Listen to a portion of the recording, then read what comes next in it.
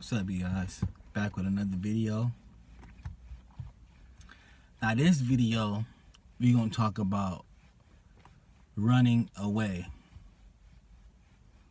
Now,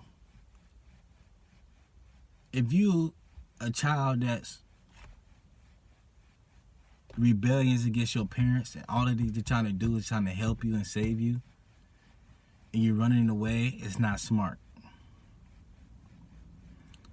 Some parents can be manipulative because they're scared of the world and they scared to have you go through what they went through.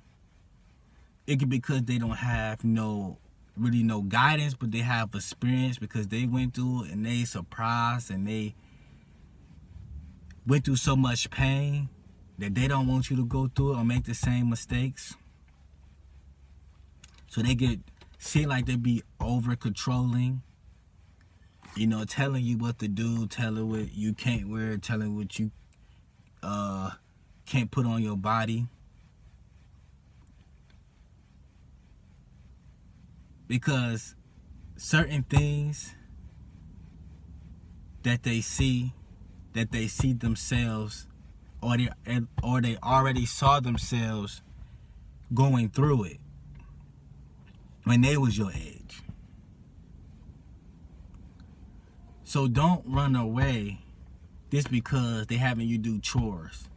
They having you do like dishes or mopping the floor, or they like trying to keep your room clean, or things that you hate, or cutting the grass. Those things can be useful in a way that it may develop skills when you get into the real world, as far as cleaning and stuff like that.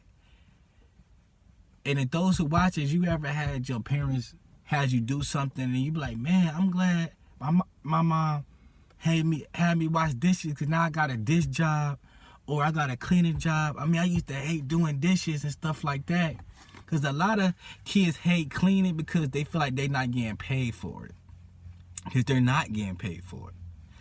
It's almost like you like slaves, but like it's kind of like you got a free roof, you got free food. You know what I'm saying? The least you could do is clean the house. Because once you get out into on your own, bills, it can be problems. Get an apartment. Oh, you want cable? Another $25 to $50. You want internet? Another $20. You want food? Another $200. And it's like you have to kind of look at that and look at the people's lives like, hey, I really am a good deal. All my parents want me to do is to wash dishes and clean my room and stuff like that. When I was younger, I ain't see it. I didn't see it like that. I feel like, man, this is my room. I can have it any way I want to. If I want to leave cereal or a pot towel on the floor for like 3 days, I can. Or if you a type of child that don't want to wash up, that wasn't me. But if you type of child that don't want to wash up, they wash up at like every 4 days and they keep telling you to wash up. Hygiene is very important because you might be a person that's have a nasty house, never wash up, stanky, but then when you get a date on, when you going out, you clean up.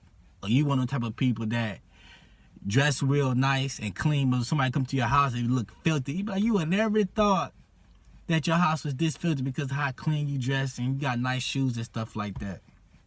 But I wanted to run away. I wanted to run away before my parents. I wanted to run away because of these problems, because I hate doing them. Because I never had nobody that told me that these things can possibly help you. These things will help you develop skills. And the little mini job that you have throughout your life, whether if you want to go to college or whatever you want to do with your life, it may help these things. It's like, for a bad example, if you had a mom that's a stripper, or you had a dad that's a drug dealer, you learn those things in the house, how to do drugs, how to cut it up, how to make it. So when you get on your own, you already know 1, 2, 3, ABC. Because you learned it in your house. I'm giving a bad example. And you go out and be like, I do this because my dad used to do it. Or if your mom was the stripper, you always used to see her with stripping clothes or what she wear, what type of perfume she put on, how she used to decorate her hair or paint her nails. You learn it from inside the household. So when you go out stripping, you know the things that will attract the guy. You know what type of booty shorts or panties or high heels would attract the guy at a strip club or prostitution, because you seen your mom or auntie or your sister do it.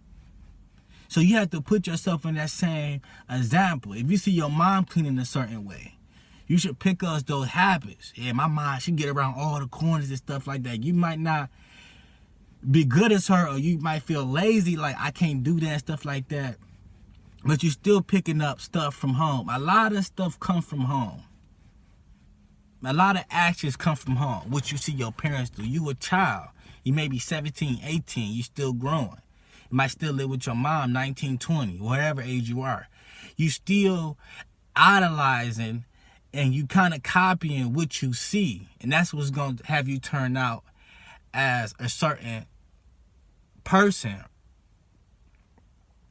Now, you might come up from a good background where your mom's parents got money and you went to good colleges and you ever had everything you need, but it was never there for you mentally, like to talk to you and to preach to you and to lead you on the right path mentally. They always led you on the right path physically. Oh, you go to this college, I'm gonna give you this shoe, you need tuition, you need a new car. They always gave you a thing, but you never was straight up here. And that could be a woman or a man that lacks in relationship experience. You don't have to date a lot of people. You don't have to have sex with a lot of people to have experience in a relationship. You can have experience by idolizing other people, watching other people, watching TV, watching these things. And when you get in this position, people like, oh, you never had a date, you never had a relationship, you never really talked to girls. Like, no, like, you so, people would say, you mature for your age. That's what they would probably say, because they think, oh, you so young, like, how do you know all this? How you so calm? How you so mellow? How you so, like, smart and stuff like that? Because you was observing. A lot of people are not observing. But a lot of young kids wants to run away from those problems because they're not looking at the bigger picture. They're not looking at the future. They're looking at the present time. They're looking at the moment. The moment it hurts to do those chores. The moment right now hurts to listen to my parents. And they end up running away and finding someone else, or want to live with this person or live with that person, but they actually want to save you. When a lot of parents got a lot of chores, they want to save you from you making bad mistakes, getting pregnant, sleeping with different people, dropping out of college. And a lot of young adults want to live with people or have people support them that give them more freedom. With more freedom come more consequences and more judgment from yourself, from God. That's for people that say only God can judge them.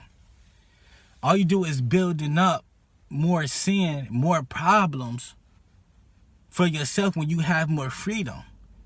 You living with somebody that can let you stay out all night. They can let you have friends and sleepovers. You could do this and do that. But you find yourself getting into the wrong problem. Once it's a race, you come home drunk.